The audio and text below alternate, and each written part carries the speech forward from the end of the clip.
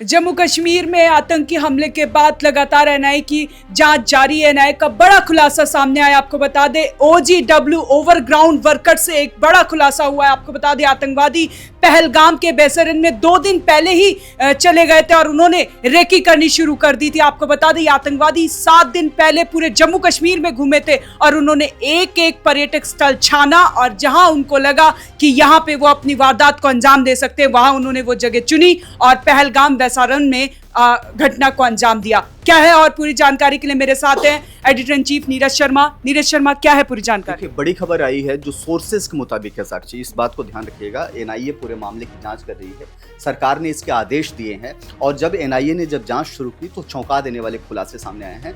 पता चला है कि जो आतंकी इस पूरे वारदात में शामिल थे वो 22 अप्रैल को भले ही घटना को अंजाम देते हैं, लेकिन वो 15 अप्रैल को ही जम्मू कश्मीर में पहुंच गए थे। ये सबसे इंपॉर्टेंट पॉइंट है कि करीब घटना से 7 दिन पहले और जो जानकारी आई है कि कई ऐसे अंडरग्राउंड वर्कर्स हैं जिन्होंने उनको मदद की है रेकी में, कहीं ना कहीं चाहे हथियार पहुंचाने में मदद किया गया है, चाहे उनको स्पॉट तक पहुंचाने में मदद किया गया है, इस तरह की मदद की गई है।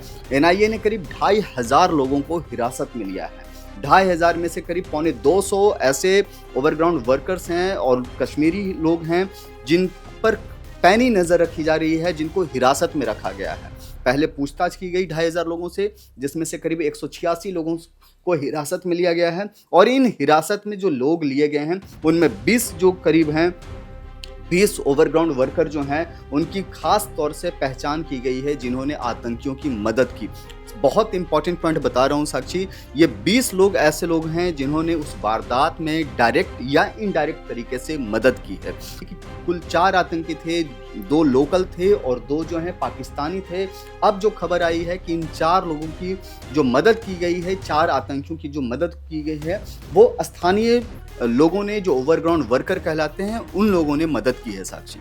नीरज जी, जो पहले जानकारी सामने आ रही थी कि हो सकता है स्थानीय लोगों का भी इसमें हाथ हो, तो क्या ये अब कंफर्म हम कह सकते हैं कि स्थानीय लोगों का हाथ है? बिल्कुल, सोर्सेज के मुताबिक अभी भी मैं कह रहा हूँ, जो एनआईए के जो सोर्सेज हैं उसके मुताबिक उसमें स्थानीय लोगों की संलिप्तता सामने आ रही है। मैं आपको जानकारी दूं साक्षी, जो हमें जानकारी मिली है उसमें पता चला है कि आतंकियों ने भले ही वहाँ वारदात को अंजाम दिया, लेकिन उस स्पॉट के जगह पार्टिकुलर उस स्पॉट के अलावा 3 और स्पॉट की उन लोगों ने रेकी की थी, जिनमें आरू घाटी है, अम्यूजमेंट पार्क है और बेताब घाटी है।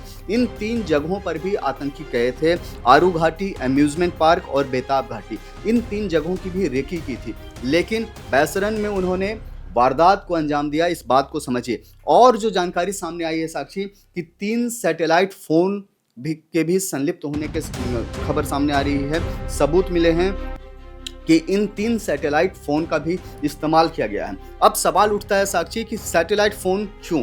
तो सैटेलाइट फ़ोन स्वाभाविक है कि सरहद पार वो अपने आका के साथ संपर्क में थे, वो उनको जानकारी दे रहे थे कि कब और कहां किस तरीके से वो किसी घटना को अंजाम देने वाले हैं। इसलिए यहाँ सैटेलाइट फ़ोन के बारे में जानकारी मिली है।